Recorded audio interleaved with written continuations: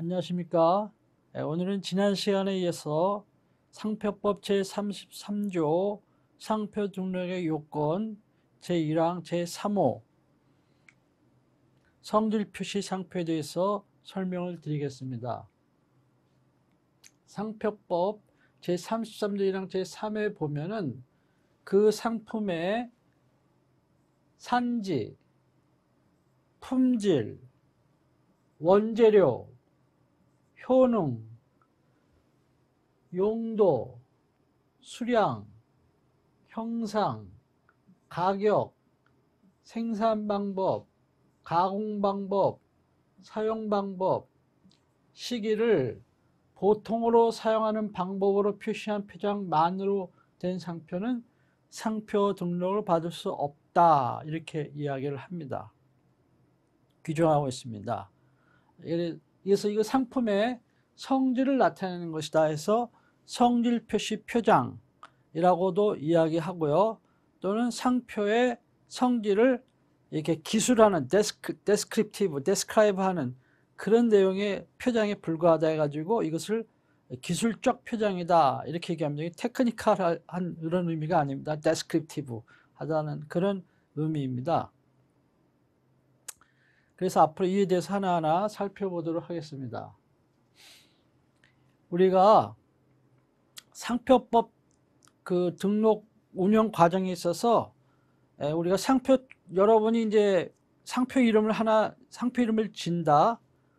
그래가지고 그것을 출원을 해서 등록을 받고자 한다. 이랬을 때에 한 10개쯤 해가지고 출원을 한다 그러면은 그 중에 가장 많이 거절되는 게 뭐냐면 타인의 선출원에 의한 등록상표와 유사하다. 그리고 그 지정상품과 동일등 유사하다. 뭐 이래가지고 거절돼요. 그래서 34조 1항 7호인데 그 조항이 가장 많이 적용됩니다. 그 다음에 두 번째 적용되는 조항이 그 상품의 뭐 품질 표시다, 용도 표시다, 효능 표시다 이런 것처럼 성질 표시 표장이다. 이래가지고 거절되는 것. 상표법 제33조 1항 제3호를 적용해서 거절되는 경우가 그 다음에 많아요. 그래서 우리가 일반적으로 상표법 전문가가 아닌 상태에서 우리 이름을 진다고 한번 쳐봅시다. 또 회사에서 여러 사업부서에 이제 공모를 해가지고 브랜드 네이밍 스토밍 작업을 한다든가 아니면 사내 공모를 한다든가 아니면 일반 국민을 상대로 신상품 이름 줘주세요 공모를 한다든가 대신 이제 경품을 주겠죠. 그렇게 해가지고 그거를 모아서 그 중에 괜찮다 싶은 거 10개를 해가지고 출원한다 이렇게 치면은요. 그 중에 조사를 안 하고 그냥 이렇게 출원한다. 여러 임의적으로. 그러면 그 중에 한 10개를 출원한다 치면 4개는 타인의 선출에 의한 등록상표와 뭐 유사 이래가지고 거절되고 한 3개는 성질 표시 표장에 해당한다 해서 거절되고 남는 거는 뭐 한두 개, 3개 정도밖에 안 남아요. 이런 것처럼 실제 이 상표법 제33조 1항 3호가 상표제도 운영에 있어 매우 중요한 역할을 중요합니다. 그래서 이게 중요하기 때문에 실제 시험에 문제도 많이 출제되고 1차든 2차든 굉장히 중요한 조문이다 하는 것을 잘 알아주시고 그래서 기업에 있는 분들에 있어서 이름을 줘봐라 그러면은요 되게 사람들이 이 성질 표시 표장적으로 이름을 짓는 경우가 많아요.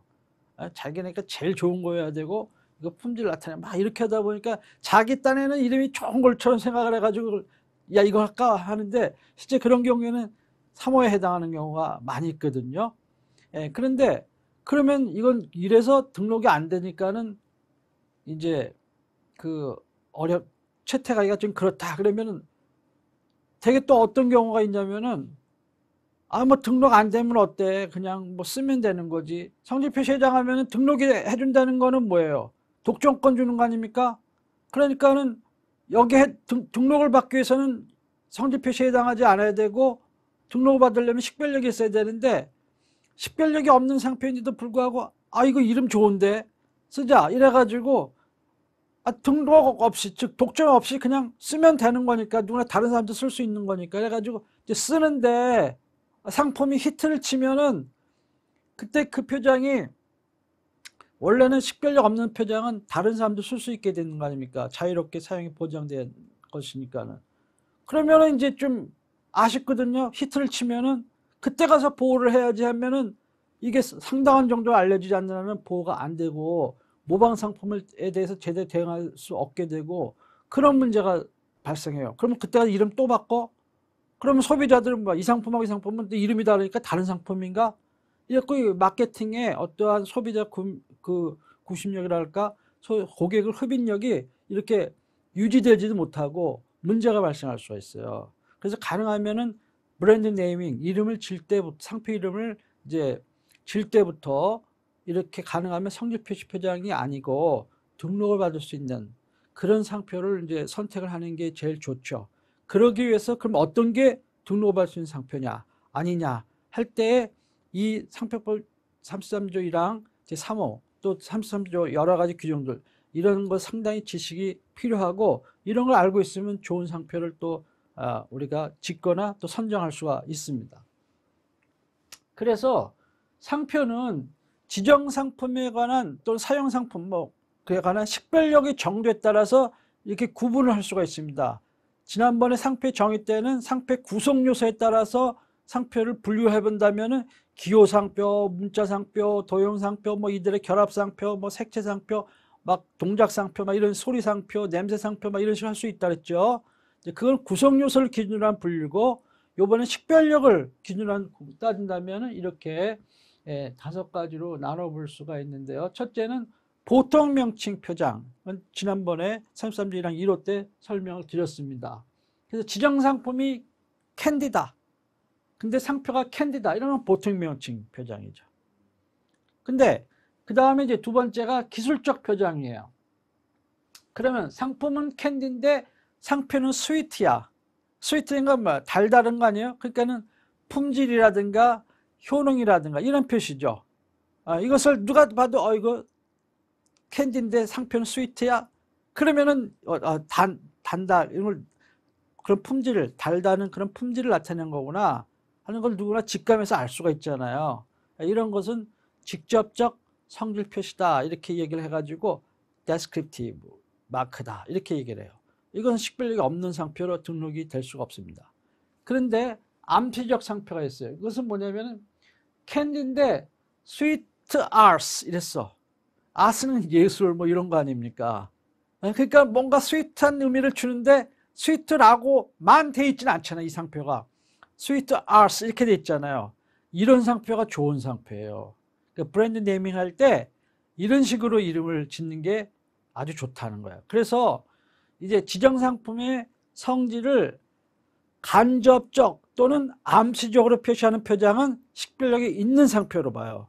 그래서 등록을 해줘요. 그러니까 직접적으로 표시하는 것은 기술적 표장 또는 성질 표시 표장에 등록을 안 해주고 식별력이 없다 그래서 그에 반해서 간접적 또는 암시적 그런 표시인 서제스티브 마크는 식별력이 있다 그래서 등록을 해줘요.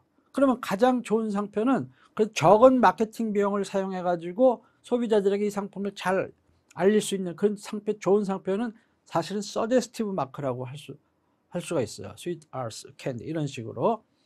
그 다음에는 조상표 또는 창작 상표인데 이제 캔디인데 하니발 이렇게 됐어. 하니발. 그러니까 이거를 내가 볼 때 꿀린 하니의 철자를 싹 바꾸고 뭐 발은 새로 좋은데 이렇게 해가지고 딱 결합을 시켜버려가지고 조상표를 만드는 거예요. 창작 상표를. 이런 것은 식별력이 당연히 있죠. 식별력이 오히려 강해. 근데 이제 이런 것은 사실은 이런 걸 소비자들에게 알리려면은 서제스티브 마크보다는 광고 비용이 좀 더 들어. 소비자를 인식시키기에. 대표적인 것이 코닥, 제록스 이런 것들은 조상표거든요. 이 세상에 없던 단어를 만든 거예요. 그러니까는 그 코닥이 뭔데? 이러면은 카메라랑 뭐 연결이 되지가 않지 않습니까? 그걸 소비자들에게 이게 카메라 브랜드라는 걸 이제 연결시키기 위해서는 많은 광고 선전 비용이 들어가야 된단 말이에요. 그래서 일단 그렇게 한번 연결이 되면은 또 강력한 식별력을 갖게 되죠. 그래갖고 보호의 정도가 이제 강해지고 이런 면은 있는데 이제 시간과 비용이 많이 들어간다 하는 그런 면이 있습니다. 그래서 우리가 등록을 받으려면은 이런 암시적 표장이라든가 또는 조상표, 코인드 워드 마크 이런 것도 있고, 아니면 애플 컴퓨터처럼 단어는 기존에 있는 거야. 창작한 게 아니죠. 코인드 워드가 아니야. 애플. 근데 상품은 전혀 다른 컴퓨터야. 애플하고는 상관이 없는. 그런 건 이런 게 팬시풀한 그런 것이 있어요. 근데 그런 것들은 또 아비트리 마크라고 그래. 임의적 상표. 죄송합니다. 이것을 이 상품이 캔디인데 상표가 프린스야. 그러니까 프린스는 이미 기존에 있는 단어잖아요. 근데 캔디하고는 아무 상관이 없잖아. 이런 것도 상표로 선정할 수가 있는 거예요. 그 임의 선택 상표라고 얘기하는데 아비트리 마크. 애플이 그런 경우에 애플이 있는데 컴퓨터 아무 상관이 없잖아요. 그건 이제 임의 선택 상표다. 이렇게 얘기를 할 수가 있어요. 그런데 일부 사장님들은 이거 기존에 있는 단어, 영어 사전에 있는 단어인데 이게 상표가 될 수 있나? 이렇게 생각하는 분도 있어요. 이전에 마치 상표는 그렇게 기존에 있는 사전에 있는 단어는 안 되는 것처럼 생각하는 분인데, 그것은 이제 아니고 기존에 있는 단어라 하더라도 그 상품하고는 아무 관련이 없으면은 그것도 식별력이 있는 상표로서 임의 선택 상표로서 등록을 받을 수 있다는 겁니다. 그 다음에 마지막으로 조상표, 창작상표, 코인드 워드 마크 또는 팬시풀 마크라고 하는데, 이것은 기존에 없던 단어를 새로 만드는 거죠. 그래갖고 캔디에 한다 그러면 이것은 식별력이 있는 것으로 이렇게 본다. 그래서 이름을 줄 때는 암시적 표장 또는 임의 선택 표장 또는 조 표장, 이걸로 골라가지고 또 이름을 짓고 이렇게 가지고 등록하는 게 가장 바람직하다 하는 것을 참고로 말씀을 드립니다. 그러면은 이 33조 1항 3호 성질 표시 표장을 등록받을 수 없도록 하는 취지는 뭐냐? 그런 절충설이에요. 그런 상표는 지정 상품과 관련해 봤을 때 식별력이 없거나 또 어느 특정인에게 독점시켜 사용토록 하는 것이 공익성의 견지에서 보아 적합하지 않다, 이렇게 보는 경우를 이야기를 합니다. 네. 그런데 아까 우리가 이처럼 산지, 용도, 품종효과 쭉 해가지고 시기까지 이렇게 쫙 나가지 않습니까? 이렇게 규정이 돼 있는데, 법에는 그렇게 돼 있는데 이것은 판례는 이건 예시 규정이라는 거예요. 예시. 이건 예시 규정이고 그 밖에도 상품의 어떤 성질을 직접적으로 표시하는 것이다라고 하면은 3호를 적용을 해서 거절할 수가 있다 하는 것입니다. 근데 이제 그런 경우에 참 애매하잖아요. 이게 이런 경우에 성질 표시냐? 심사위원이 봤을 때 이거 성질 표시라고 봐야 되는데, 근데 여기 명분은 없으니까 애매하잖아요. 그러면 심사관 입장에서는 3호도 걸고 7호를 거는 거야. 기타 식별력 없는 경우, 거기에는 적어도 해당할 거 아니고 3호 및 또는 7호에 의해서 등록 거절한다, 이렇게 하고 있습니다. 그래서 이건 예시적 규정이다, 열거적 규정이 아니에요. 법에서 아시다시피 열거 그러면 그게 딱 해당해, 그거 외에는 안 되는 거고, 예시는 그거에 준하는 것들도 다 적용된다 하는 것이 이제 예시죠. 그 밖에 이제 색채나 슬로건 이런 등도 상품의 성질을 표시하는 것이면은 이에 포함이 된다. 그런 예들은 나중에 또 설명을 드리겠습니다. 그래서 이것을 이제 조문을 나눠보면은 적용 요건으로서, 첫째, 해당 상품의 성질을 직접적으로 표시해야 된다. 영어로 merely, solely, 오로지 descriptive 해야 된다. 이렇게 직접적으로 표시를 해야 하는 것이 된다 하는 것이고, 간접적 또는 암시적으로 suggestive한 거, 그런 것은 성질 표시 표장으로 보지 아니한다 하는 것이 판례입니다. 그 다음에 외국어 사전이나 전문용어 사전 등의 성질 표시 의미로 기재되어 있거나 인터넷 등에서 성질 표시로 널리 사용되고 있는 경우, 이런 경우에는 본의 3호에 해당한다, 이렇게 보고 있습니다.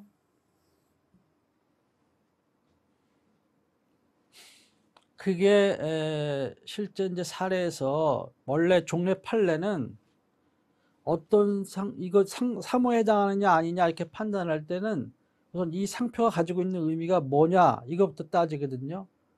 그 다음에 지정상품과의 관계를 고려해. 지정상품이 뭐냐, 또 사용상품이 뭐냐, 이걸 봐요. 그래가지고, 이것은 이 상품 관련해서 이건 품질 표시 아니야? 용도 표시 아니야?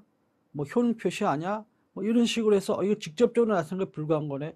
이런 품질 표시로 누구나 일반 수요자, 평균 수요자를 기준으로 봤을 때 에버리지 컨슈머, 평균 수요자로 봤을 때 모든 사람이 다 알아야 된다는 게 아니에요. 평균적으로 봤을 때 에버리지 컨슈머의 기준으로 봤을 때 그렇게 품질 표시, 용도 표시, 효능 표시 이런 것 등으로 직감할 수 있다. 굳이 사전을 찾아보고서야 이런 뜻이었어? 그렇다면 이거 품질 표시네? 이런 단계에 이르지 않고 직감해서 그런 것이다 라고 인식을 해야 성질 표시고, 사전을 찾아보고서 비로소 이런 뜻이었어? 그렇다면 품질 표시네? 이러면은 이거는 사모에 해당하지 아니하는 것으로 봐야 된다 하는 것이 종래 판례였어요. 근데 요즘에는 그런 게 별 의미가 없는 게 인터넷이 발달해 가지고 그냥 치면은 뭔가 정보, 지식 뭐 다 나오지 않습니까? 그 쉽게 알 수 있잖아요. 그러니까는 이렇게 기준이 나온 거예요. 인터넷적인 성질 표시 널리 사용되고 있어? 그러면 이거는 성질 표시야. 뭐 이런 등으로 이렇게 본다는 것입니다. 그 다음에 약칭이나 이니셜이 성질 표시로 인식될 경우, 그런 경우에도 이것은 사모에 해당하는 것으로 본다. 상표의 어떤 표정, 이 약칭인데 또 이니셜 이런 것들이 다 성질 표시 표정으로 인식되면은 그것도 여기에 해당하는 것을 본다는 겁니다. 그 다음에 두 번째 요건으로서는 해당 상품의 성질을 보통으로 사용하는 방법으로 표시한 표장해야 된다 하는 것입니다. 그러니까 보통으로 사용하는 방법으로 표시하는 경우에 한해서 3호를 적용한다 하는 것이 판례고요.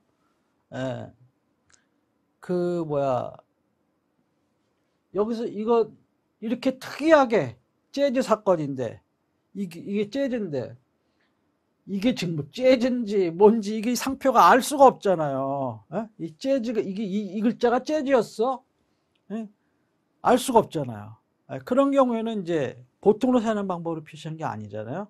그런 경우에는 여기에 해당하지 아니한다. 이렇게 했어요. 그래서 여기도 판례도 보면은 도안화된 정도가, 문자가 도안화된 정도가 이 일반인의 특별한 줄을 끌 정도에 이르러서 문자의 기술적 또는 설명적인 의미에 직감할 수 없을 만큼 문자 인식력을 압도하는 경우, 즉 이게 압도하고 있지 않습니까? 재즈라고 이게 보여지지 않고 그냥 어떤 도형으로처럼 느껴지고, 여기 막 필기체로 이렇게 재즈라고 썼는데 이게 재즈인지 아닌지 잘 모르겠고, 이런 경우에는 이것은 식별력이 있는 걸로 본다는 거예요. 이런 경우는. 두 번째는 복수의 기술적 용어가 일체불가분조로 결합돼 가지고 새로운 조를 형성하는 경우 해서 식별력을 갖는 경우, 이런 경우에는 본호에 해당하지 않는다. 3호에 해당하지 않는 걸로 봅니다. 여기 보세요. 상품은 심장영상제야. 심장영상제. 근데 상표는 카디오텍이에요. 카디오는 심장을 나타내는 그런 단어거든요. 텍은 테크놀로지를 나타내는 그런 단어거든요. 그러나 이것의 결합에 의해 가지고 카디오텍 그러면 마치 조상표처럼 이렇게, 또는 암시적 상표, 서제스티 마크처럼 이렇게 느껴지거든요. 이런 것은 암시적인 상표 또는 조상표에 해당한다고 볼 수 있을지 몰라도 이 성질 표시를 직접적으로 표시하는 것이라고 볼 수는 어렵다 해가지고 이것은 식별력이 있는 것으로 본다 하는 것이 판례입니다. 이런 것처럼 하나하나 띄어서 카디오, 텍 이렇게 나눠보면은 기술적 용어를 할 수 있지만 이것이 지금 일체 불가분적으로 이렇게 결합이 되어 있잖아요. 그렇게 해가지고 마치 새로운 조처럼 보이잖아요. 이런 경우에는 전체적으로 판단을 해야 되니까, 이런 경우는 이것은 조상표다 또는 암시적 상표, 서제스티브 마크다, 이렇게 식별력이 있는 걸로 봐야 된다 하는 것입니다. 그 다음에 해당 상품의 성질을 보통으로 사용하는 방법으로 표시한 표장 만으로 된 상표여야 된다 하는 것입니다. 그렇기 때문에 다른 식별력이 있는 부분하고 결합이 돼서 상표 전체로서는 식별력이 있다. 이렇게 되면 그거는 식별력이 있는 상표로 본다 하는 것이고요. 그 다음에 다른 결합된 부분이 부수적 또는 보조적인 것에 불과해 가지고 전체적으로 볼 때는 성질표시 표장적인 그런 것이 더 두드러지게 보인다. 이럴 때는 그것은 성질표시 표장으로 본다 하는 것입니다.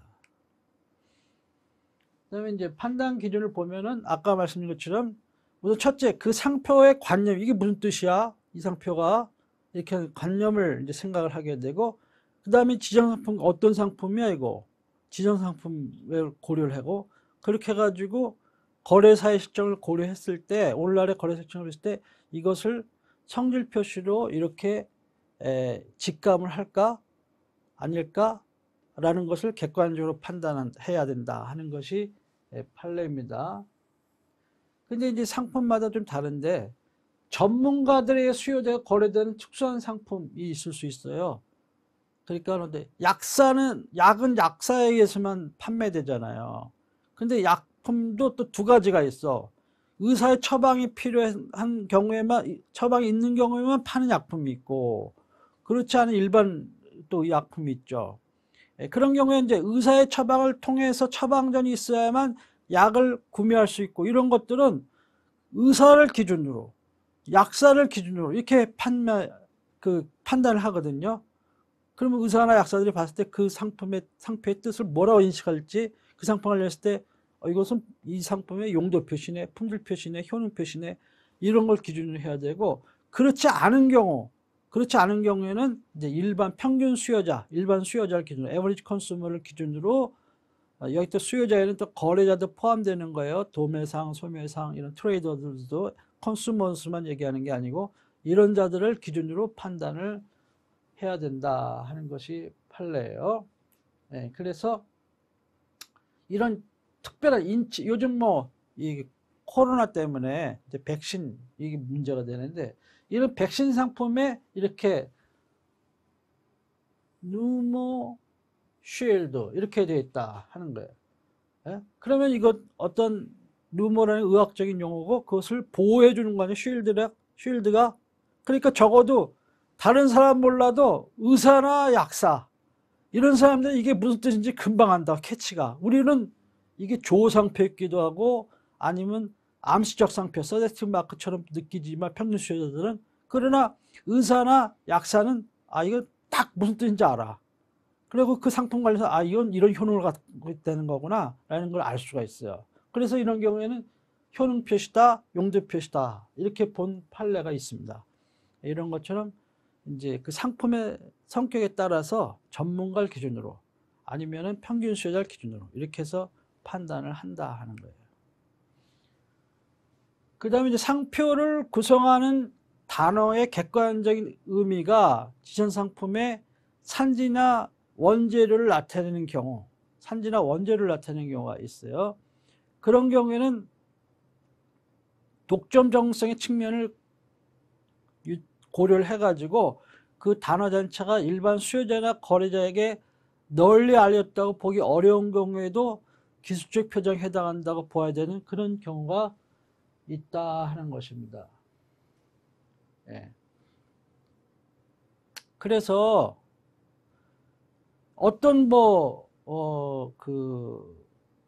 지정 상품이 포도주야, 포도주인데 와인이 재배되는 곳이 세계 여러 나라에 많이 있잖아요. 근데 미국 캘리포니아에 네파밸리라는 곳이 있다. 그러면 와인 선호하는 사람들은 그거 유명한 곳인데 네파밸리 거기 산지 알 수가 있죠. 근데 저 스페인 지방에 바르셀로나에 어느 조그만 시골 지방이 있을 수가 있어. 에? 그 지명을 딱 하면은 모를 수가 있어요. 근데 사실은 거기 여행 가보면 거기서는 또 그 지역에서는 와인 굉장히 유명한 산지야. 이런 경우가 있을 수 있어요. 그러면은 나중에 언젠가는 그게 유명해지면 이거 산지 표시였어 이렇게 될 수가 있겠죠. 그런 측면이 있을 수 있기 때문에 널리 알렸다고 어려운 경우에도 산지나 원재료를 나타내는 것인 경우에는 기술적 표장에 해당한다고 보아야 되는 경우도 때로는 있을 수 있어요. 왜냐면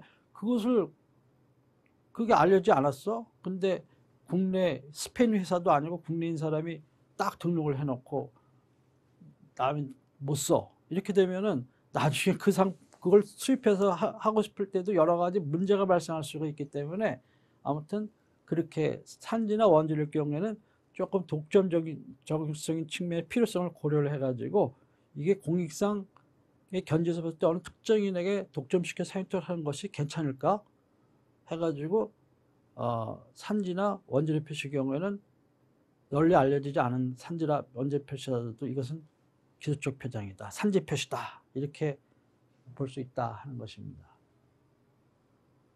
그 다음에 일반 수요자나 거래자가 알기 어려운 전문 기술 용어로 이렇게 되어 있는 경우, 그런 경우에는 그래서 에버리지 컨슈머가 그 구체적인 의미를 직감하지는 못하더라도 그 상표의 구성이나 표현 형식에 비추어서 그것이 상품의 성질을 가리키는 것으로 사용됐음을 직감할 수 있다면은 그러면은 이제 본에 해당한다 이렇게 보고 있어요. 그러니까 의미로는 무슨 뜻인지 잘 모르겠는데 딱 언뜻 봤을 때 이건 품질 표시인데 아닌데 품질 표시 같이 느껴지는데 이런 경우 그런 것을 직감할 수 있는 것으로 인정이 된다 하면은 그것은 성질 표시 표장으로 볼 수가 있다 하는 것입니다.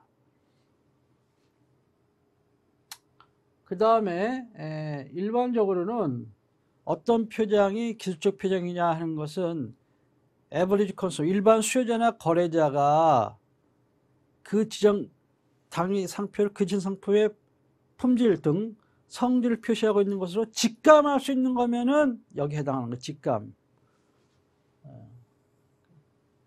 그 다음에 이것이 그렇게 실제 상품이 그 표정을 실제로 사용하고 있거나 또 사용될 가능성이 있다 하면 그런 것은 고려하지 아니한다는 거예요.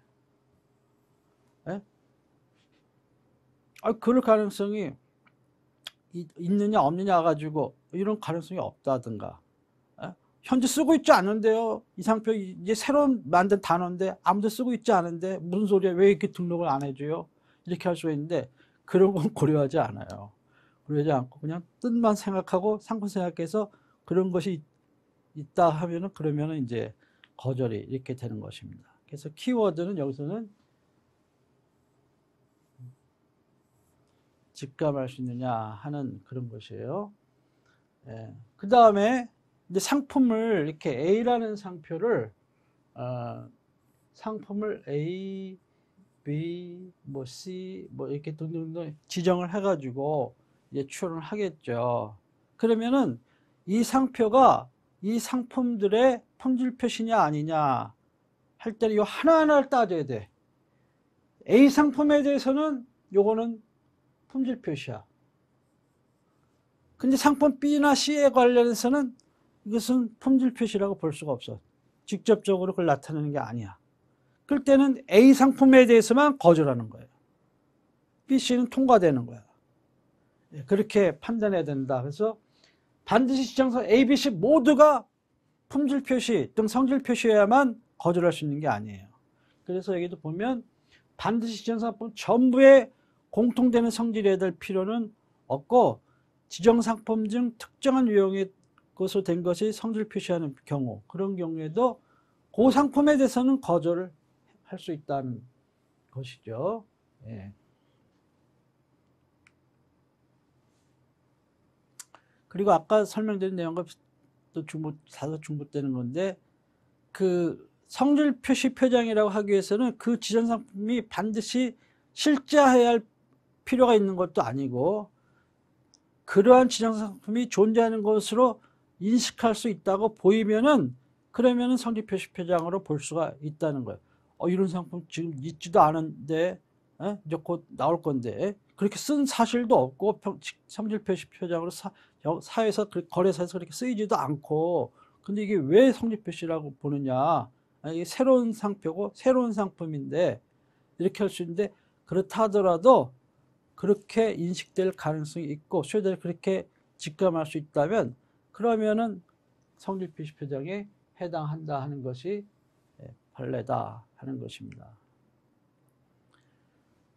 그러면 이제 아까 말씀드린 것처럼 여기 성질 표시 표정에 해당하느냐 아니냐는 것은 지정 상품과 관련해 가지고 상품별로 상대적으로 이렇게 결정을 해야 되죠. 근데 상품에 아무 상관없이 이런 것들은 안 돼. 이렇게 심사 기준에 정해진 것들이 있어요. 그리고 되게 대법원 판례도 그걸 존중을 하고. 그러니까 베스트, 뭐 넘버원, 뭐 나이스, 슈퍼, 뭐 딜럭스, 최고, 정상, 제일 이런 것들은 또 이와 거의 유사한 이런 것들은 뭐 그런 것들은 이제 지정상품을 불문하고 여기에 해당하는 걸로 봐요. 왜? 독점권을 주는 거 아니에요. 등록한다는 거는 독점권을. 그럼 이상 갑의 상품면 갑이 이렇게 등록을 해버리면 갑의 것만 넘버원이고 슈퍼고 베스트고 제일이야. 그럼 후발업자인 을이나 경쟁업자인 을은 뭐 어떻게 되는 거야 도대체. 그러니까 그걸 국가가 공인해 주는 거야. 갑이 베스트라는 걸 그럴 수는 없잖아요. 그러니까 이것은 지정상품에 관계없이 이제 이것은 성질 표시 표정이다. 이렇게 이제 봅니다. 그리고 이 성질 표시 표정인지 여부는 이제 거래에서 실제 사용되고 있는지 여부를 불문한다고 아까도 얘기해 드렸고요. 그 지정상품과의 관계에서 직접적으로 표시가 아니고 간접적 또는 암시적 이런 것은 식별력이 있는 것으로 이렇게 이제 보는 것이 원칙인데, 그런 상표 표정이라 하더라도 실제 거래업계에서 직접적 상표 성질을 표시하는 표장으로 사용되고 있는 경우가 있을 수 있어요. 이건 원래는 이거는 뭐야? 간접적 또는 암시적 표시야. 근데 실제 거래사에서는 뭐야? 직접적으로 그렇게 표시하는 것으로 사용되는 경우가 있기도 해요. 그런 경우, 그런 예외적인 경우에는 그때는 이제 이 성질 표시 표정 제3호를 적용할 수 있다 하는 것입니다. 그 다음에 이제 이거 성질 표시 표정 이제 판단 여부 시점은 뭐 상표 등록 여부 결정 시에요. 출원 시가 아니고 상표 등록의 결정 시고, 이제 그때를 해서 그 당시에 거래사 실정을 고려해 가지고 당의 상품 관련된 거래업계의 거래 실정을 고려를 해 가지고 이제 판단을 해야 되고, 과거에 이거 등록해주 이런 거 식별 있다고 보지 않았어? 또 심판 내 심결 내에서도 이런 거 그러지 않았어? 또 심사에서도 이런 거 식별 있다고 다 등록해주지 않았어? 또는 외국에서 이거 다 식별 있는 걸로 등록해줬는데 무슨 소리야? 라고 하더라도 거기에 구속받지 아니한다 하는 것이 판례예요. 구속받지 아니한다. 그러니까 왜냐하면 판단 시점이 그때그때 다르잖아요.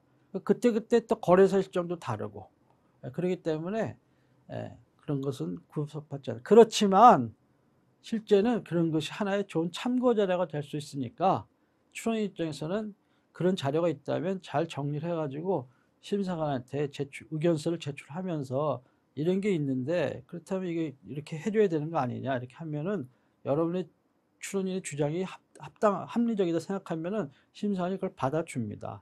안 된다 해서 무조건 그런 거 내봐야 뭐 소용없어 이렇게 하면 안 됩니다. 그 다음에 이것이 직접적 표시인지 간접적 또는 암시적 표시인지 이게 상당히 애매한 수가 있거든요. 상표가 왜 분쟁 사건이 많은 줄 알아요? 내가 알면 직접적 표시고 내가 모르면 간접적 또는 암시적 표시 내지는 조호상표야. 그런 경우가 있어요. 또 내가 알면은 주지상표, 저명상표, 즉 유명한 상표고 내가 모르면은 그런 상표가 아니야. 이럴 수가 있거든요. 사실 그러면 안 되고 객관적으로 판단해야 되는데 사실 인간인지라 그런 경우가 있을 수 있다. 이게 상당히 경계 기준이 애매하잖아요. 그럼 한쪽은 이것이 성질 표시라고 보고 한쪽은 아니라고 주장을 하고 또 한쪽은 유사하다고 주장하고 한쪽은 아니라고 주장하고 또 한쪽은 주지저명하다고 주장하고 한쪽은 아니라고 주장하고 이러다 보니까는 분쟁이 많아요. 이제 그런 것을 이제까지 이제 많은 판례들이 나름대로의 기준을 세워서 이제 이것은 뭐 식별력이 없다, 있다, 유사하다, 아니다, 주지저명이다, 아니다 나름대로의 기준들을 쭉 세워왔어요. 그것을 우리가 지금 공부를 하고 있는 것인데 이런 공부를 하면서 또 거기에 교재에 나와 있는 그런 많은 사례, 판례 이런 걸 자꾸 이렇게 공부하시다 보면은 이제 감이 와요. 아, 이런 것은 성질 표시라고 보겠구나. 이런 것은 유사라고 보겠구나. 이런 것은 주기적 명상표라고 보겠구나. 또는 그렇지 않겠구나 하는 이제 실무적인 감이 와요. 예, 그러면은 이제 일반 상식적인 수준에서 보는 게 아니고 전문가의 수준 기준에서 눈으로 그거를 이제 보게 되면은 대개가 거의 정확한 결론에 대부분 이제 도달할 수가 있어요. 그러니까 이제 전문가가 되는 거죠. 일반인들은 나중에 알겠지만 이런 것도 유사야? 이렇게 될 수, 이런 것도 성질 표시야? 이런 것도 있을 수가 있거든요. 그래서 판단이 어려운 경우에는 이 상표를 동종업계에 종사하는 타인에게 자유롭게 사용할 필요가 있느냐 없느냐 이런 것을 기준으로 판단해요. 애매할 때는 이게 자유롭게 사용하도록 하는 것이 낫다. 그러면은 독점 정수이 없다라고 봐가지고 성질 표시 표장이고, 아 이건 보호를 해주는 게 차라리 낫겠어. 안 해주면 이 사람이 억울하겠어. 그렇게 되면 이제 식별력이 있는 걸로 본다 하는 것이죠. 그 다음에 이제 외국어로 된 상표도 뭐 국내 한글로 된 상표나 차이는 없어요. 그 상품과의 그 상표 가진 관념, 진성의 관계, 거래소의 실정, 그 다음에 그런 것을 기준으로 이렇게 판단을 해야 된다. 일반 수요자들이 그 상표에 대해서 이해의 정도 이런 것을 다 고려를 해가지고 판단을 해야 된다 하는 것입니다. 네, 국내 일반 수요자들이 쉽게 인식할 수 있는 영어 단어와 극히 유사하여 두 단어가 동일 또는 유사한 의미를 지닌 단어 정도로 그리 어렵지 않게 인식할 수 있는 경우에도 이제 이 성질 표시 표장으로 본다 하는 것인데, 예를 들어 세정제에 이렇게 클린이 있다. 그러면 이 세제의 클린은 이것은 품질 표시나 용도 표시로 이렇게 볼 수가 있죠. 근데 이제 그렇게 출을 안 하고 상표를 이렇게 클린 이렇게 출하는 경우도 있거든요. 그런 경우를 하더라도 세제인데 이 클린 이렇게 되면은 쉽게 이걸 연상하거든요. 그 영어 이 제대로 된 클린을. 이런 경우에는 성질 표시로 본다 하는 것입니다. 그 다음에 성질 표시적 표장, 성질 표시 상호 간에 결합이 됐다 하면은 이것도 원칙적으로는 본호에 해당하는 것으로 이렇게 봅니다. 다만 이거 이제 예를 들면은 예를 들면 안경이다 이렇게 봅시다. 안경이다. 그러면은 예를 들어서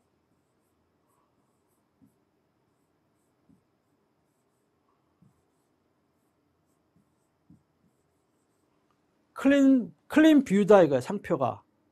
그러면 이제 깨끗하게 잘 보인다는 얘기 아니에요. 이건 클린도 성질 표시고 뷰도 성질 표시고 용도 표시라든가 이런 거 할 수가 있죠. 그런데 이것이 결합이 됐어. 이런 경우로 하더라도 지정상품의 관계의 안경과 고려 봤을 때는 깨끗하게 잘 보인다는 얘기니까 원칙적으로는 이거 성질 표시 표장이다 이렇게 볼 수가 있습니다. 근데 이렇게 결합되었다 하더라도 이것이 각각의 표정이 지닌 단순한 의미가 아니고 새로운 의미를 나타내는 그러한 경우가 있거든요. 그런 경우에는 이것은 식별력이 있는 것으로 이렇게 본다 하는 것입니다. 그래서 결합상표의 경우에 있어서 식별력이 있느냐 아니냐, 성질표시 표장이냐 아니냐 따질 때 하나하나 이렇게 분해를 해서 요거는 요래서 성질표시고 요거는 요래서 성질표시고 그러므로 성질표시 이렇게 해서는 안 되고, 이걸 구분 성분을 전체로 하나로 보아가지고 이것이 과연 품질표시로 인식될까 효능표시로 인식될까 이걸 기준을 판단을 고려해서 판단해야 한다 하는 그러한 이야기입니다. 자, 지금까지는 이제 성질표시 표장에 대해서 일반론에 대해서 설명을 드렸어요. 그러면 이제 성질표시 표장의 유형과 그 판단에 대해서 하나하나 이제 살펴보도록 하겠습니다. 첫째는 산지표시예요. 산지표시. 산지라는 것은 이제 예를 들면 보송, 상품 보송인데 보송 녹차, 뭐 울릉도 오징어, 대표적인 것이 이런 것이 이제 산지 표시 표장이에요. 근데 해당 상품이 해당 지방에서 과거에 생산되었거나 현실적으로 생산되고 있는 경우는 물론이고, 그 지방에서 생산되는 것으로 일반 소유자들이 인식할 수 있는 경우도 이에 해당한 것으로 이렇게 본다는 거예요. 당연히 과거에 생산됐거나 또는 현재 생산되고 있고, 이건 당연한 거죠. 그러나 그 지방에서 그렇게 현실적으로 그렇지 않더라도 그렇게 되고 있는 것으로 인식할 수 있는 그런 경우에는 산지 표시다, 이렇게 보는 것입니다. 그래서 여기서 말하는 산지라는 것은 일반 수요자들이나 거래자에게 널리 알려진 그런 산지만을 의미하는 게 아니에요. 그러니까 원래 법에서 일반 수요자를 이익을 보호한다 했잖아요.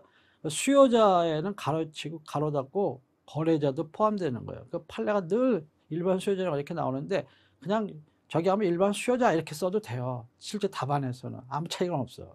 괜히 막 몇 마디 쓰느라고 또 시간 가지 말고. 아무튼 일반 수요자나 거래자에게 널리 알려진 주산지만을 말하는 것은 아니다 하는 것이 판례고요.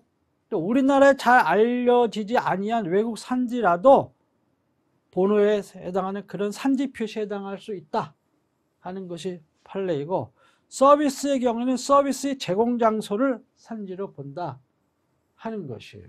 네.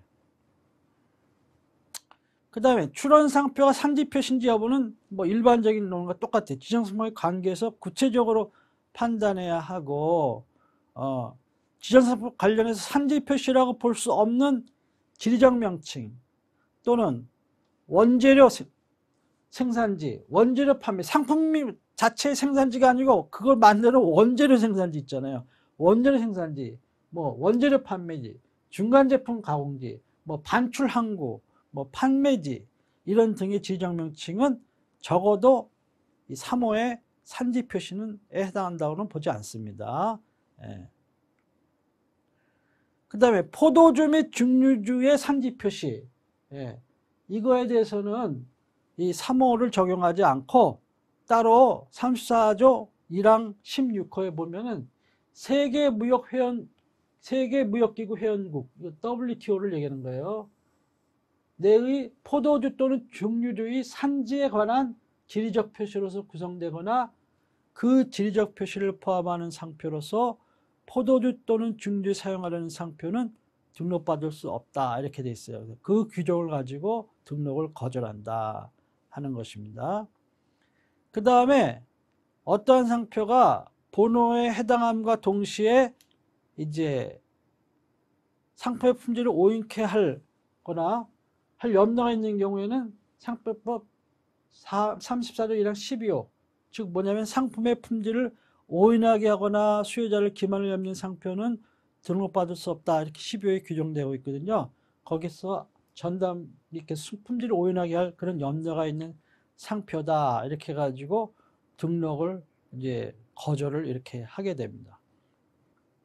그러니까는 A라는 상표를 A 상품, B 상품, 예를 들어 이렇게 지정을 해서 출원했다고 쳐봐요.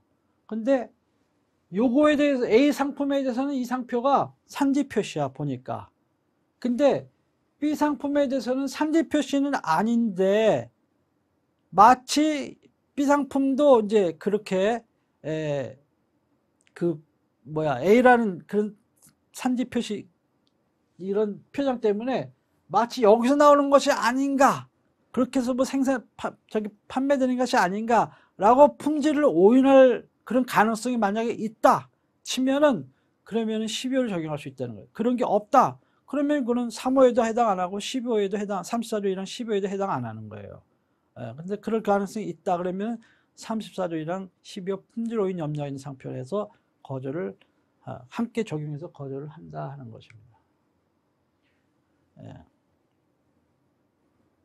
네, 번호의 산지 표시에 해당하는 표장이라도 그 표장의 특정 상품에 대한 지리적 표시인 경우, 그런 경우에 우리가 상표의 이제 정의나 이런 때 봤다시피 이런 것은 지리적 표시 단체 표장으로 등록받을 수 있고, 또 지리적 표시 증명 표장으로도 등록을 받을 수가 있다 하는 것입니다.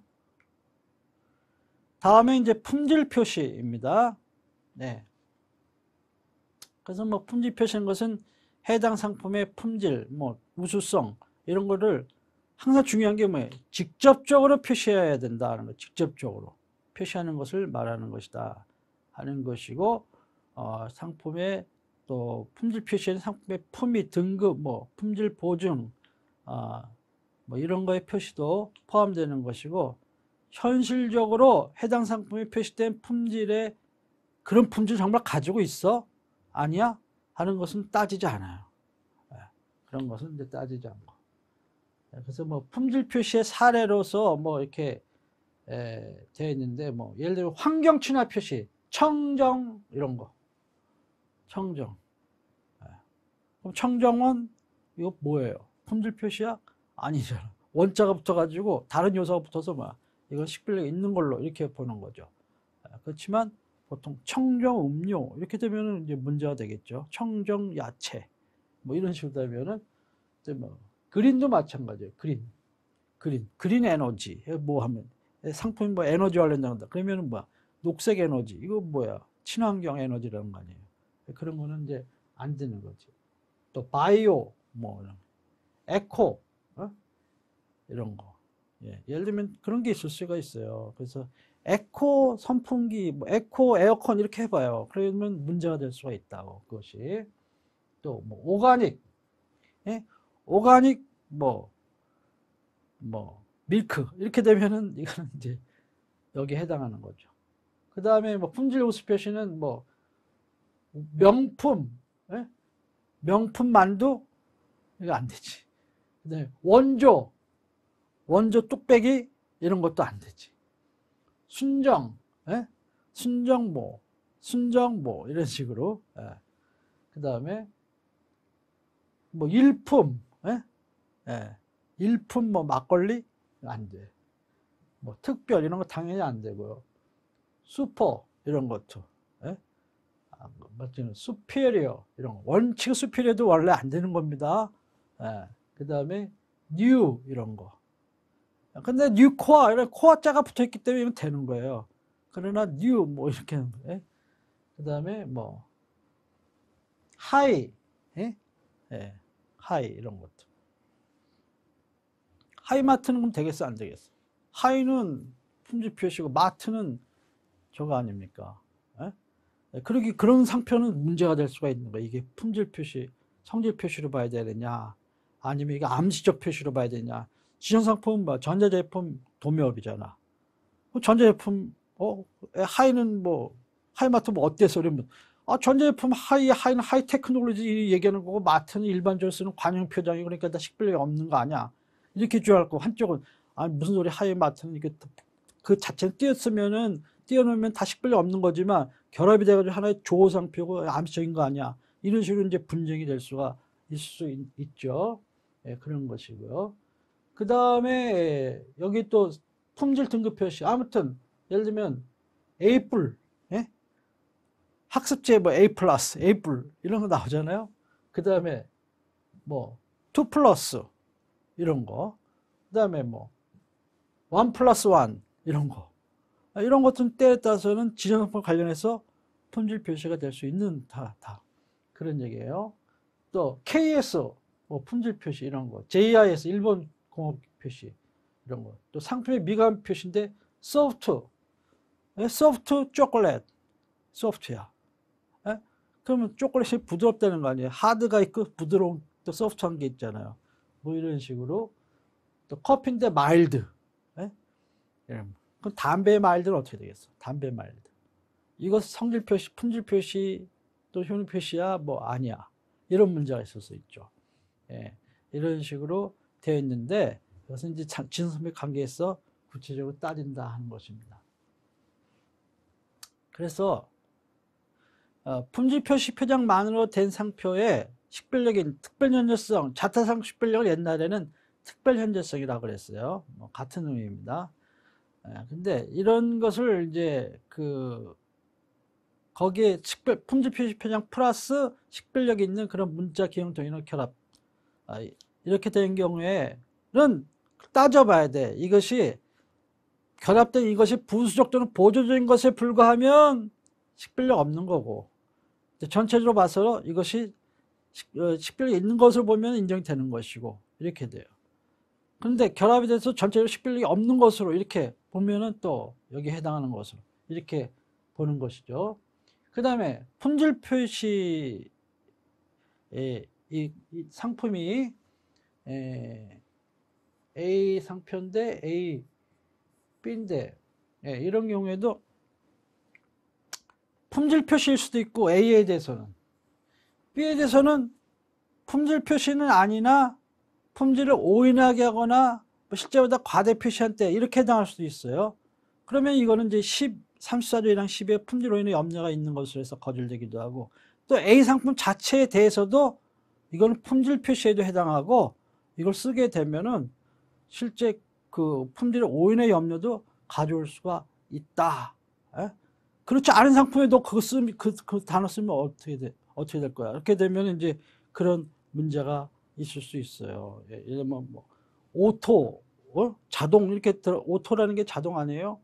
근데 어떤 기구나 이런 것을 지정상품에서 했는데, 그거는 오토로도 자동될 수가 있는 상품이지만은 핸드 오퍼레이티드, 수동으로도 자동될 수가 있는 상품이 있을 수 있거든요.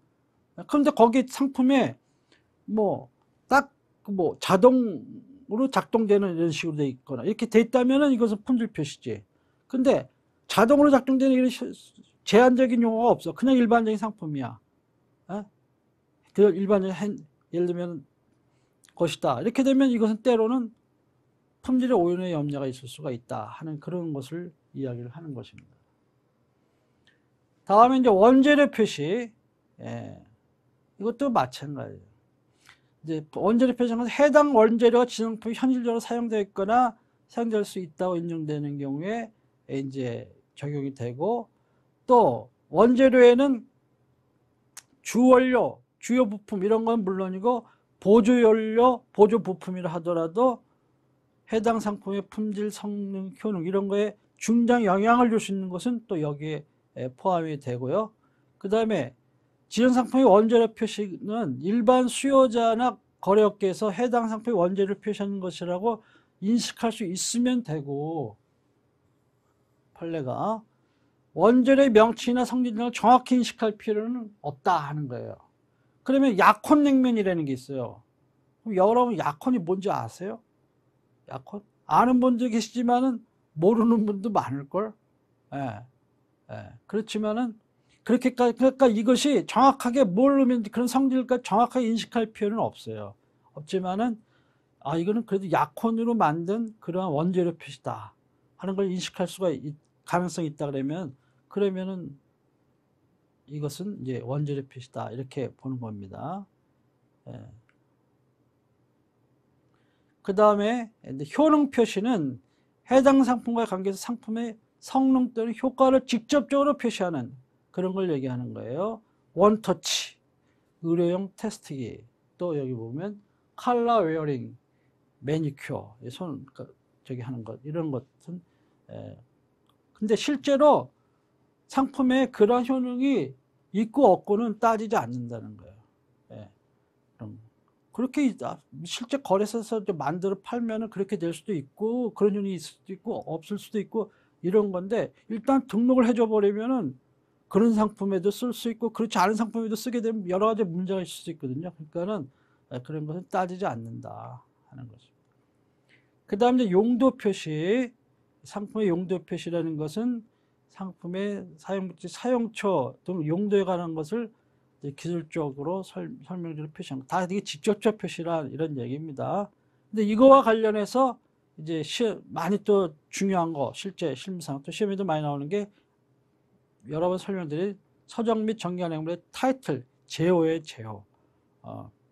이 제호의 경우에는 직접적으로 서적이나 정기관 행물 내용을 나타내는 그런 경우에는 이거 용도 표시다 이런 거예요. 그러면은 종합영어, 영어 배운다는 영어 공부하는 데 쓴다는 책 아닙니까? 그런 제어는 안 된다는 것이죠. 그런 것이고, 그 다음에 이 창작물의 내용을 단순히 알리는 게 아니고, 그런 것이 아니고, 그 내용을 단순히 강조하거나 암시하거나 하는 그런 정도를 넘어서 일반 수요자로 하여금 그 상표가 지정상표에 수록된 내용을 보통으로 사는 방법으로 표시한 것으로 인식하게 할 정도에 이르러야만 번호에 해당 성질 표시 표장으로 이렇게 해당을 하고, 그렇지 않은 것은 여기 해당한 것으로 보지 아니한다 하는 그러한 내용입니다. 그러니까 상품의 이 내용을 직접적으로 표시하는 것이냐 아니냐 하는 것이 가장 중요해요. 그게 아니고 그 정도를 넘어서서 이것은 식별표지야 이렇게 인정이 되면은 여기에는 해당하지 아니한다 이렇게 보는 겁니다. 여기 지금 보면은 실제 있었던 사례고 한데, 이 관적법은 출제도 된 그런 사례인데, 서적인데 제어가 관족법이야.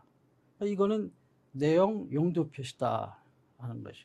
볼관자 발족자인데 그런 것 관련된 책이고, 또 생활정보 잡지 이런 것도, 이거 정기간행물 시리즈 아니에요? 정기간행물은 무조건 다 식별력이 있는 거야? 대개는 그렇게 보지만 그렇지 않은 경우도 있대요. 왜? 이 생활정보처럼 이거 아무리 봐주려고 그래도 그거 안 되잖아요. 이거는 용도 표시다. 효능 표시 이렇게 보는 거죠. 그럼 뉴스윅은 어때요? 뉴스윅.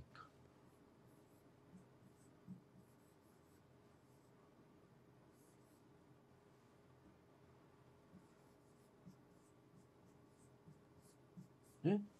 뉴스윅. 뉴스는 그 뉴스를 담는다는 거 아니에요. 위크는 뭐야? 시기 표시거든. 일주일에 한 번씩 나온다는 거 아니야. 뉴스위크. 이게 식별력 없는 거네. 이렇게 볼 수도 있잖아요. 그렇지만은 이것은 정기간행물의 제호로 식별력이 있는 것으로 이렇게 해서 보호를 해주고 있습니다. 리눅스 사건도 마찬가지예요. 실제 리눅스 사건에 보면 컴퓨터 프로그램 그거와 관련해서는 이거 식별력이 없는 거예요. 상품에 따라서. 그런데 지정 상품이 그것 말고 서적, 팸플렛, 학습지, 뭐 이런 녹화된 테이프, 뭐 녹화된 컴팩트 디스크 이런 거를 이제 지정 상품으로 이렇게 했다. 이런 경우에는 이게 이 책이 리눅스 운영 프로그램 어떻게 이용하는지 설명하는 그런 책인가 보다. 책이겠다. 아니면 그걸 작동하는 법을 배우는, 그 프로그래밍을 배우는 그러한 책이겠지. 이렇게 생각할 수도 있겠죠. 그런 면이 있습니다만은 또 꼭 그렇다고 단정될 수는 없는 거거든요.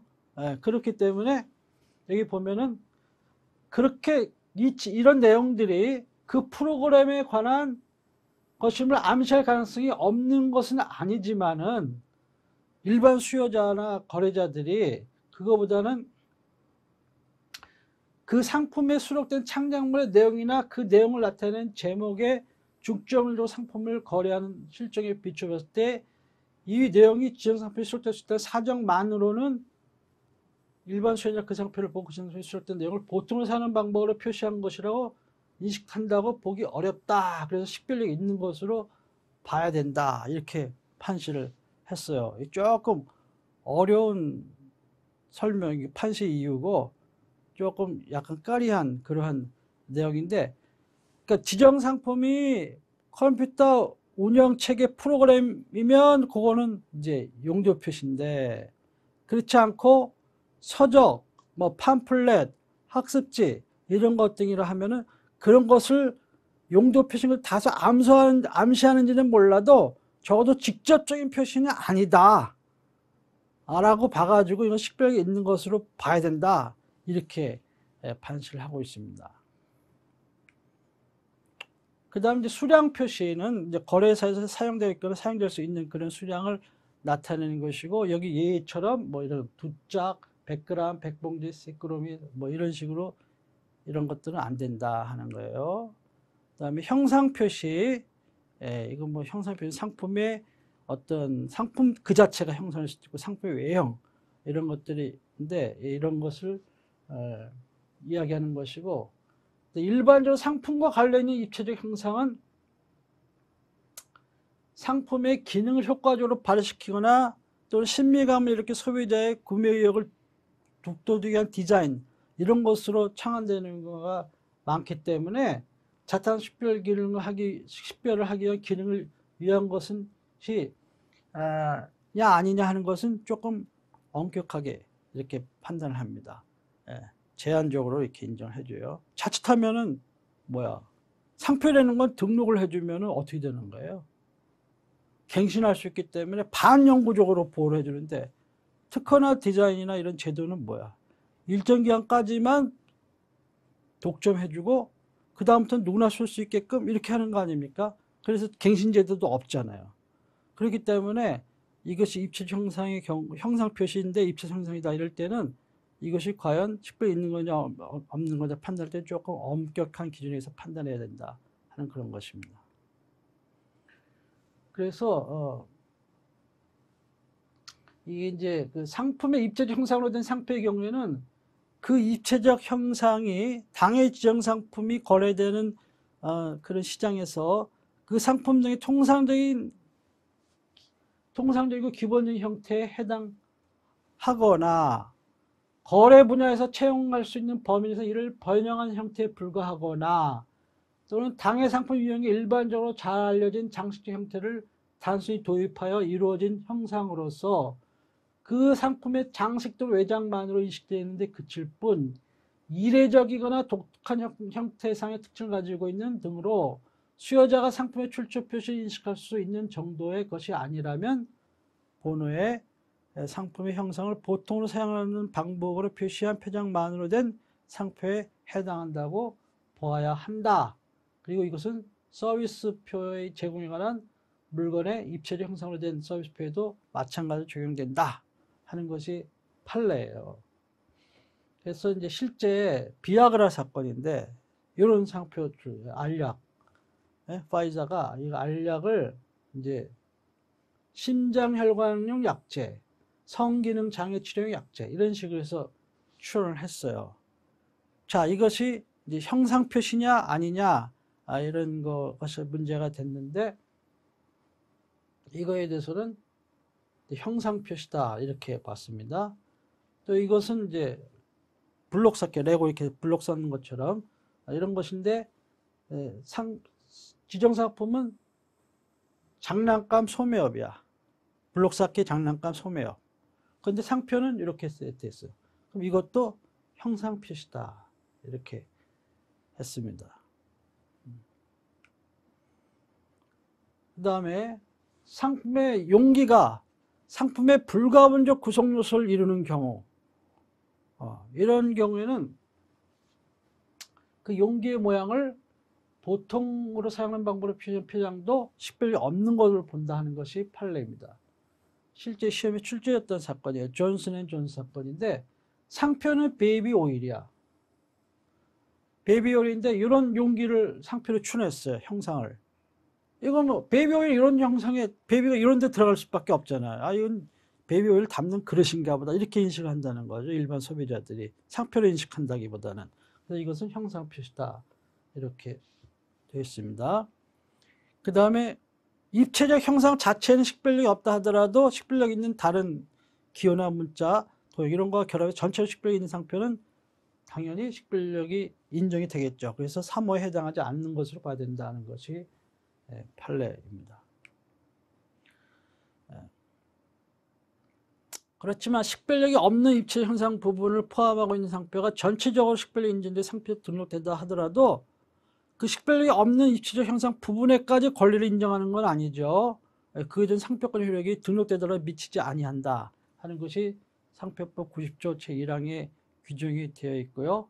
또 상표 등록을 받으려는 상품 또는 그 상품의 포장의 기능을 확보하는 데 꼭 필요한 입체적 형상만으로 된 기능적인 그런 상표는 상표법 나중에 설명드립니다만 34조 1항 15호에 의해서 이제 그 등록을 받을 수가 없어요. 그래서 그 조항도 함께 적용을 해서 거절이 될 수 있다 하는 것입니다.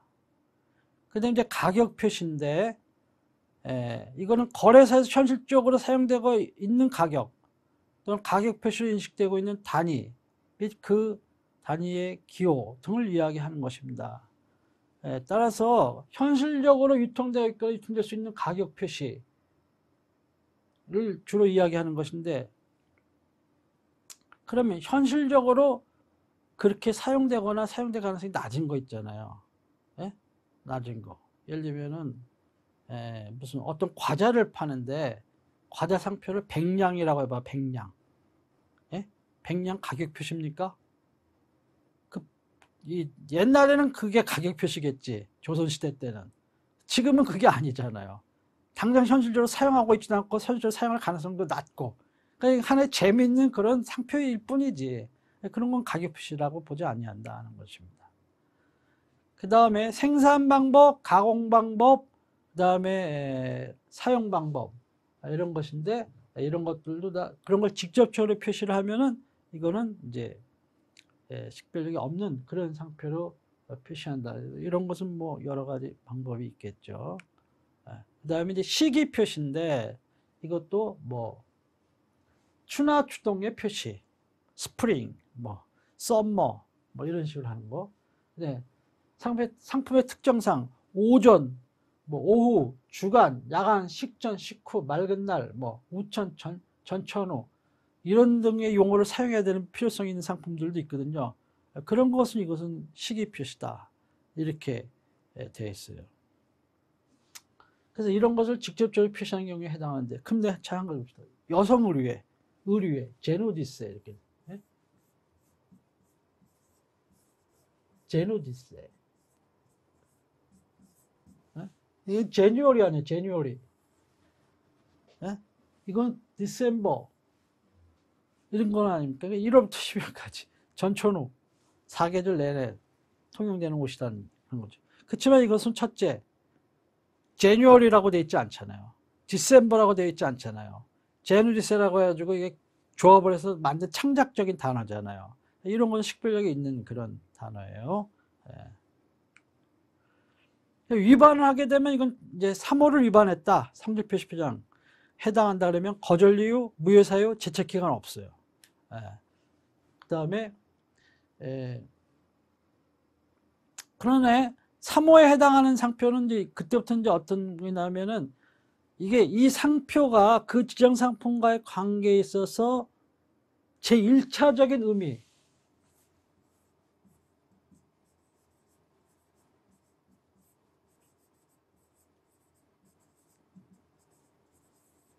제1차적인 의미로서는 이것은 프라이머리 미닝, 제1차적인 의미로서는 품질 표시야, 용도 표시야, 뭐 산지 표시야, 이렇게 될 수가 있어요.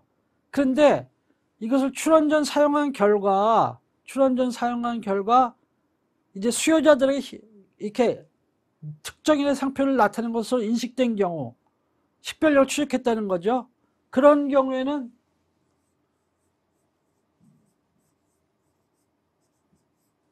세컨더리 미닝을 추적했다고 그래요. 그래서 이런 것을 다시 법적인 용어로 얘기하면 사용에 의한 식별력을 취득했다 이렇게 얘기해요. 그래서 출원전에 사용에 의해서 식별력을 취득했다라고 하면은 그것은 예외적으로 상표 등록, 3호에 해당하는 상표라도 사용 등록을 해준다 하는 것이 상표법 33조 제2항에 있는 내용입니다. 이건 또 나중에 자세히 설명드립니다만은, 이런 것처럼 프라이머리 미닝은 성질 표시였지만 사용에 의해서 식별력을 취득한, 즉 세컨더리 미닝, 식별력을 취득했을 경우에는 그런 경우에는 등록을 해준다 하는 거예요. 사용의 식별력 취득을 영미법에서 미국 상표법에서 secondary meaning이라고 이렇게 얘기합니다. Acquired a secondary meaning by extensive use of the trademark, 이렇게 이야기를 해요. 그래서 그런 식으로 이야기를 한다. 그 다음에 등록할 때는 식별력이 있었어. 잠깐 앞으로 다시 돌아서 잠깐 설명드리면은, 이 사용에 의한 식별력 취득 대표적인 상표가 뭐냐면은, 예를 들어 재능교육 같은 상표를 들 수 있어요. 재능교육. 교육의 재능. 이것은 처음에 성질 표시거든요. 효능 표시다. 이렇게 할 수도 있는데, 이것을 사용에 의해서 엄청나게 옛날에 눈높이 교육하고 재능 교육하고 싸움이 붙어가지고 맨날 신문에 양사가 그냥 광고를 때리는 거야. 엄청난 광고를 하니까 이제 식별력이 취득이 되는 그런 경우도 있거든요. 만약 그렇다면 그건 식별력 등록을 해준다는 거예요. 두 번째는 처음에 등록할 때는 식별력이 있었어. 성질 표시에 해당하지 않아가지고 등록이 됐어요. 그런데 나중에 식별력을 상실하는 수가 있을 수 있어요. 그런 경우에는 성질 표시에 해당하는 수가 있어. 그런 경우에는 이제 후발적 무효 사유에 해당한다 하는 거예요. 그럴 때는 이제 무효 심판 청구 들어와서 무효 확정되면은 그 성질 표시 표장의 상표에 해당하게 된 때부터 소멸되는 것이고, 만약에 언제부터 성질 표시 표장 상표가 됐는지 특정하기가 어려우면은 그런 무효 심판 청구 사실이 있었다는 내용이 상표 원부에 공시된 때로부터 소멸되는 것이고, 이렇게 보는 것입니다. 근데 등록 여부 결정 시에 출원 상표가 등록 결정 시에 성질 표시 상표의 표장에 해당함에도 불구하고 잘못 등록이 되었어. 그러면 그거는 원시적인 무효 사유예요. 애초 등록이 잘못된 거죠. 그게 원시적인 무효 사유야. 근데 그 이후에 사용에 의해서 식별력이 취득이 됐어. 이런 경우에는 어떻게 되느냐 하는 것은 이제 이것은 원시적인 무효, 원래는 잘못된 거니까 그런 경우에는 원시적 무효 사유의 하자가 치유되지 않기 때문에 원시적으로 등록, 이거는 무효다 라고 봐야 되는 것이 대법원 전원합의체 판결입니다. 그 다음에 식별력이 인정이 돼가지고 등록이 됐어. 근데 존속기간 동안에 식별력을 상실했어. 그럼 후발적 무효 사유죠. 근데 무효심판 청구는 없었어. 근데 또 다시 거기서 또 사용에 의해서 식별력을 취득을 했어. 이렇게 되면 어떻게 되느냐. 이럴 땐 계속 식별력이 있는 상표로 인정이 되고, 원시적 무효 사유에 해당하지 않잖아요. 원시적 할 때는 식별력이 있다고 등록됐으니까는 그건 하자가 없는 거고, 중간에만 잠깐 상실됐다가 다시 취득한 거니까 그는 그 등록은 계속 상표권은 효력을 유지해 나간다는 겁니다. 그 다음에 성질표시 상표가 이렇게 등록이 됐어. 그렇다 하더라도 상표권 효력이 제한이 됩니다. 그 등록 상표와 이 지정 상품과 조율 상품에 대해서 이런 성질 표시를 보통으로 사는 방법으로 제3자가 사용한다. 그거에 대해서는 권리에 못 미친다는 거예요. 그에 대해서는 권리에 제한이 된다 하는 것이고, 입체적 형상 상표의 경우는 어떻게 했냐? 입체적 형상만으로 등록된 상표의 경우, 그런 경우는 그 입체적 형상이 누구의 업무에 관련된 상품을 표시하는 것인지 식별할 수 없는 경우, 그런 경우는 그 등록상표의 지정 상품과 등록유산 상품에 사용하는 등록상표의 입체 형상과 등록유산 형상으로 된 그런 상표에 대해서는 상표권 효력이 미치지 않는다. 이것도 마찬가지 그런 얘기입니다. 상표법 앞에는 90조 1항 2호가, 뒤에 입체 형상에 의해서는 90조 1항 3호가 이렇게 규정을 하고 있다 하는 것입니다. 다만 사용에 의해서 식별력을 취득을 했어. 그럼 그런 경우에까지도 보호를 안 해줘? 그거는 뭐예요? 식별력이 다시 있다고 해가지고 보호를 해주는 거 아니겠습니까? 그러니까는 사용에 의한 식별력 취득한 상표의 경우에는 아까 말씀드린 이런 상표권 효력이 미치지 아니한다라는 이런 조항의 제한은 받지 아니한다. 이런 이야기예요. 그때는 보호를 해줘야 되겠죠. 사용해서 이제 식별력을 취득했는데, 그때에도 불구하고 이거는 식별력이 없는 거니까 보호를 제한을 받는다. 이렇게 되면 의미가 없잖아요. 인정해주는, 사용에 식별력 취득을 인정해주는 자체의 의미가. 다른 전문가의 관계에 있어서는 사무에 해당하는 상표라도 품질 오인이나 수요자 기만 염려가 있으면 34조 1항 12호를 적용한다. 뭐 당연한 이야기죠. 그래서 관련 판례를 보면 지금 그 교재에 보면은 성질 표시 표정에 해당하는 사례가 굉장히 많이 쫙 있을 거예요. 뭐 역대 거의 모든 걸 다 정리를 해 놓은 거니까. 근데 좀 수험생들에게 부담스럽게, 자, 이 상표와 이 상품의 경우 이거 성질 표시 아니야. 이런 식으로 사례를 물어보는 문제가 나와요. 그럼 그 사례를 다 외워야 된다는 거야. 그런 문제가 있을 수 있죠. 그래서 자주 익숙하게 하되, 그러나 이 기본 원리를 잘 이해하시면 이 상품, 이 상표 하면 잘 혹시 사례 기억이 안 나도 그 원리를 잘 이해하고 생각해 보시고 적용해 보시면 아, 이건 맞아. 성질 표시야. 아니야. 이렇게 봐야 옳아. 이렇게 할 수가 있어요. 판례를 다 기억 못 한다 하더라도. 아무튼 여기 보시면 실제 출제되었던 예만 몇 가지 들어봅시다. 컴퓨터 통신업이야. 근데 한메일. 이런 것은 품질 표시, 효능 표시란 얘기야. 그 다음에 컴퓨터 하드웨어 수리업인데 PC 디렉트. PC는 컴퓨터고, 뭐 디렉트도 그렇게 뭐 직접 수리한다 이런 의미로 보는 거죠. 그다음에 자동차 수선업인데 스피디, 빨리 해준다는 거 아니에요? 네, 그런 거죠. 가정용 물 분비기인데 워터라인이야. 워터, 물, 라인, 이게 파이프라인. 그래서 이런 것들은 다 성질 표시 표장이다. 이렇게 했는데. 근데 직업소개업 직업소 알바 천국 이건 뭐야? 알바 천국. 그것은 천국이라는 게 뭐야? 해부나 어?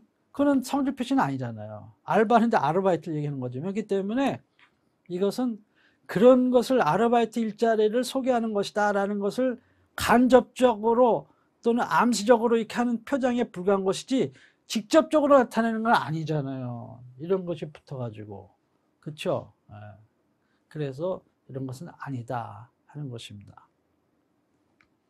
예, 지금까지 상표법 제33조 1항 제3호 성질표시 상표에 대해서 살펴보았습니다.